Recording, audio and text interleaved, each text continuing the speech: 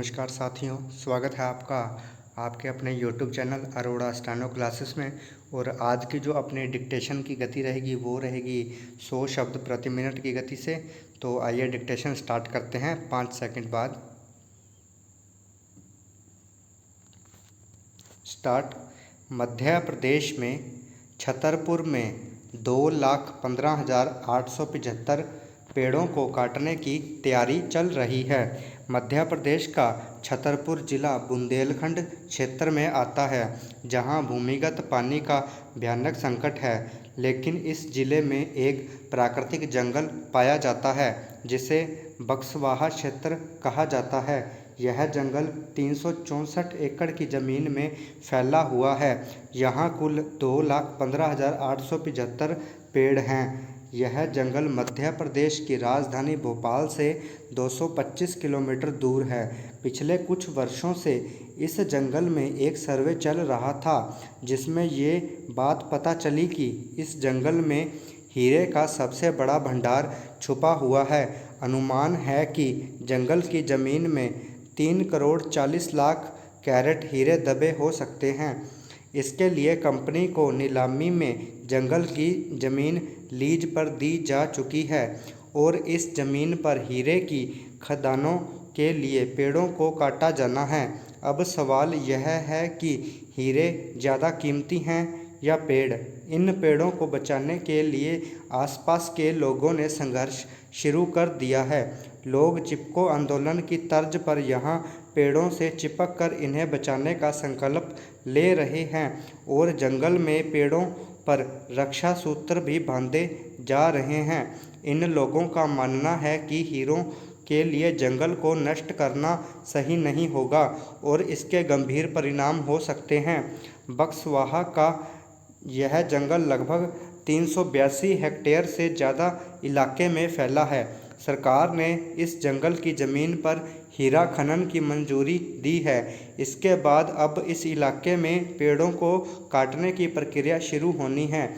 इस बात से आसपास के लोग बहुत नाराज़ हैं और इसलिए लोग विरोध में जंगल में पहुंचकर पेड़ों को बचाने के प्रयास में लगे हैं। इस जंगल का घनत्व 0.7 है, जिसके कारण यहाँ सूर्य की किरणें केवल 3 या 4 भाग में ही पड़ती हैं और बाकी का भाग ढका रहता है, जिसके कारण धरती का जल स्तर एक समान बना रहता है और यह जंगल कटने से जल स्तर भी प्रभावित होगा। इस जंगल की खासियत यह है कि यहाँ सैकड़ों साल पुराने और दुर्लभ प्रजाति के पेड़ पाए जाते हैं। एक रिपोर्ट का अनुमान है कि इस जंगल में सागौन के 40,000 पेड़ पाए जाते हैं।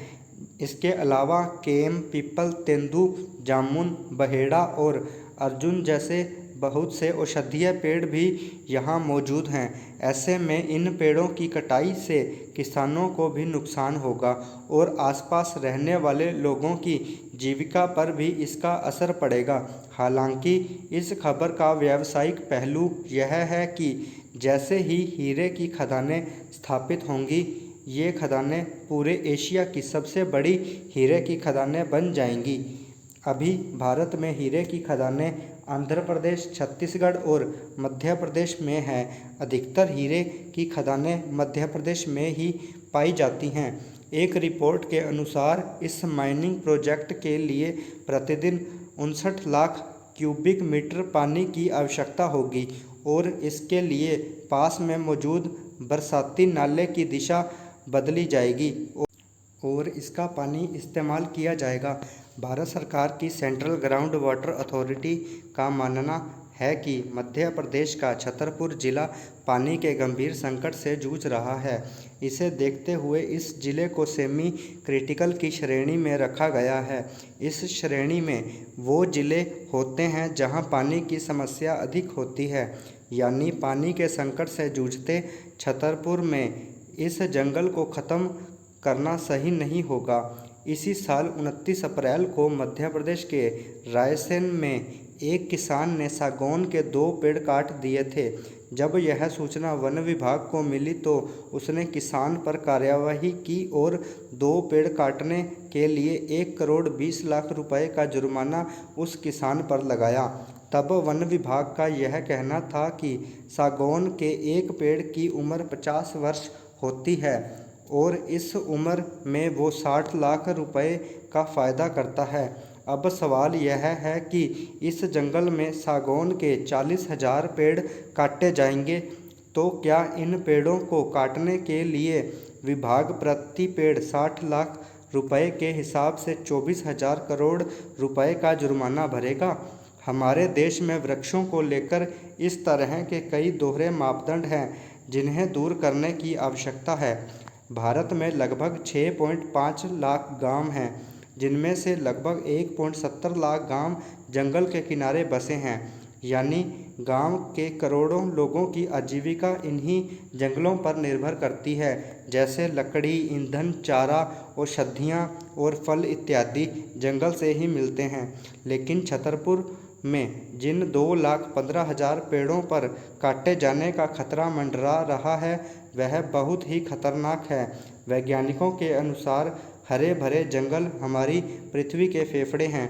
इनसे हमें ऑक्सीजन प्राप्त होती है और ऑक्सीजन की ज़रूरत को हमने कोरोना संक्रमण में सबसे ज़्यादा महसूस किया है। इन परिस्थितियों में निर्जीव हीरे के लिए सजीव पेड़ों को शहीद करना कहाँ तक ठीक होगा? प्राकृतिक रूप से बने जंगल को हटाने के बाद यदि वृक्षारोपण का वायदा भी किया जाए तो ऐसा जंगल खड़ा होने में कई साल लग जाएंगे। इसीलिए आसपास के गांव वाले ही नहीं, आसपास के जिलों के लोग भी यहां पहुंचकर पोस्टर बैनर लेकर पेड़ों को बचाने में जुटे हैं। एक ज़माने में उत्तराखंड में जंगलों को बचाने के लिए चिपको मूवमेंट की शुरुआत हुई थी और आज बक्सवाहा के जंगलों में तमाम संगठन विरोध में उतर आए हैं। यदि पेड़ और हीरे में से एक को चुनने को कहा जाए तो कोई भी समझदार व्यक्ति हीरा नहीं बल्कि पेड़ ही चुनेगा, क्योंकि पेड़ हमारे जीवन दायक हैं, ऑक्सीजन देने वाले हैं। हजारों गरीब और आदिवासियों को पेड़ और जंगल रोजगार देते हैं।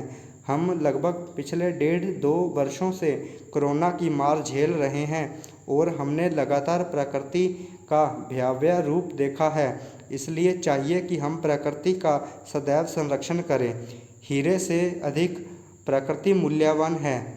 पेड़ पौधे, जंगल, पहाड़, नदियाँ, तालाब आदि का संरक्षण और साफ सुथरा रखना ही हमारी प्राथमिकता होनी चाहिए। एक पेड़ प्रतिदिन 4 लोगों को मिलने वाली ऑक्सीजन वातावरण में छोड़ता है।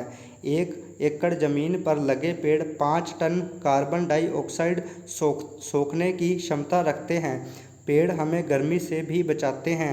एक पेड़ 1 से 3 डिग्री सेल्सियस तक तापमान कम रखता है। पेड़ हमें बाढ़ से भी बचाते हैं। ये बारिश का काफ़ी पानी सोख लेते हैं, जिससे ये पानी नदियों में नहीं जाता है। पेड़ तूफानों को भी कमज़ोर करते हैं। पेड़ों की वजह से तूफ़ानी हवाएं धीमी पड़ जाती हैं। पेड़ों से किसी प्रॉपर्टी की कीमत भी बढ़ जाती है। एक स्टडी के मुताबिक जो घर हरे भरे पेड़ों के पास होते हैं उनकी कीमत ज़्यादा होती है। औषधीय पेड़ बीमारी के उपचार में वरदान साबित होते हैं। आयुर्वेद में पेड़ों को मेडिसिन माना गया है, किंतु हमने समय के साथ साथ पेड़ों के इन अमूल्य योगदानों को भुला दिया है और इनके आगे हमें हीरे की चमक ज़्यादा आकर्षित करती है। 5 मई को पर्यावरण दिवस पर बहुत से राजनेताओं ने पौधे लगाते हुए अपने फ़ोटो खिंचवाए, लेकिन पर्यावरण के प्रति संवेदना की गवाही कुछ दिनों बाद बक्सवाहा के जंगल देंगे। ये सपाट मैदान बन चुके होंगे। हमेशा से विकास के नाम पर जंगलों को काटा जाता रहा है और यह दलील दी जाती रही है कि आपको विकास चाहिए तो जंगल की बलि देनी होगी। अब सवाल यह है कि क्या हीरा खनन को भी विकास की परिभाषा के दायरे में रखना सही होगा? आज से 1500 वर्ष पूर्व लैटिन अमेरिका के पेरू देश की नाजका सभ्यता अपने सैकड़ों वर्षों के इतिहास के बाद अचानक गायब हो गई थी। ब्रिटेन के कैम्ब्रिज यूनिवर्सिटी के अध्ययन के मुताबिक इस सभ्यता ने अपने जंगल को काटकर कपास और मक्के की खेती शुरू कर दी थी, जिसकी वजह से वहाँ के रेगिस्तानी इलाकों का इकोसिस्टम नष्ट हो गया। इसी कारण वहाँ बाढ़ आई और सभ्यता पूरी तरह नष्ट हो गई। जंगल को काटना इस सभ्यता को बहुत महंगा साबित हुआ, लेकिन आज लोग इस बात को नहीं समझ रहे हैं और वे वही गलती कर रहे हैं जो नाज़का सभ्यता के दौरान हुई थी। आँख का साधारण काम है वस्तुओं को देखना, ताकि हमारी जीवन यात्रा ठीक तरह चलती रह सके, पर आँखों में कितनी अद्भुत विशेषता भर दी है कि वह रूप, सौंदर्य, कौतुक, कौतूहल जैसी रस भरी अनुभूतियाँ ग्रहण करके चित्त को प्रफुल्लित बनाती है। संसार में उत्पादन, परिपुष्टि, विनाश का क्रम नितांत स्वाभाविक है। मध्यवर्ती स्थिति में हर चीज़ तरुण होती है और सुंदर लगती है। क्या पुष्प, क्या मनुष्य, हर किसी को तीनों स्थितियों में होकर गुजरना पड़ता है। मध्यकाल सौंदर्य लगता है। वस्तुतः यह तीनों ही स्थितियाँ अपने क्रम, अपने स्थान और अपने समय पर सुंदर हैं, पर आँखों को सुंदर असुंदर का भेद करके मध्य स्थिति को सुंदर समझने की कुछ अद्भुत विशेषता मिली है। फलस्वरूप जो कुछ उभरता हुआ, विकसित, परिपुष्ट दिखता है, सो सुंदर लगता है। सुंदर असुंदर का तात्विक दृष्टि से यहाँ कुछ भी अस्तित्व नहीं है, पर हमारी अद्भुत आँखें ही हैं जो अपनी सौंदर्यानुभूति वाली विशेषता के कारण हमारे दैनिक जीवन से संबंधित समीपवर्ती वस्तुओं में से सौंदर्य वाला भाग देखती, आनंद अनुभव करती, उल्सित और पुलकित होती हैं, चित्त को प्रसन्न करती हैं। इसी प्रकार जननेंद्रिय की प्रक्रिया है। प्रजनन मक्खी, मच्छरों, कीट पतंगों, बीज अंकुरों में भी चलता रहता है। यह सृष्टि का सरल स्वाभाविक क्रम है, पर हमारी जननेंद्रिय में कैसा अजीब उल्लास सराबोर कर दिया है कि संभोग के क्षण ही नहीं, उसकी कल्पना भी मन के कोने कोने में सिहर, पुलकन, उमंग और आतुरता भर देती है। तत्वतः बात कुछ भी नहीं है, दो शरीरों के दो अवयवों का स्पर्श। इसमें क्या अनोखापन है, क्या अद्भुतता है, क्या उपलब्धि है। फिर स्पर्श का कुछ प्रभाव हो भी तो उसकी कल्पना से किस प्रकार, क्यों, किस लिए चित्त को बेचैन करने वाली ललक पैदा होनी चाहिए। बात कुछ भी नहीं है, मात्र जननेंद्रिय की बनावट में एक अद्भुत प्रकार की सरसता का समावेश मात्र है, जो हमें सामान्य स्वाभाविक दाम्पत्य जीवन के वास्तविक या काल्पनिक, प्रत्यक्ष और परोक्ष क्षेत्र में एक विचित्र प्रकार की रसानुभूति उत्पन्न करके जीने भर के लिए प्रयुक्त हो सकने वाले जीवन को निरंतर उमंगों से भरता रहता है। स्टॉप।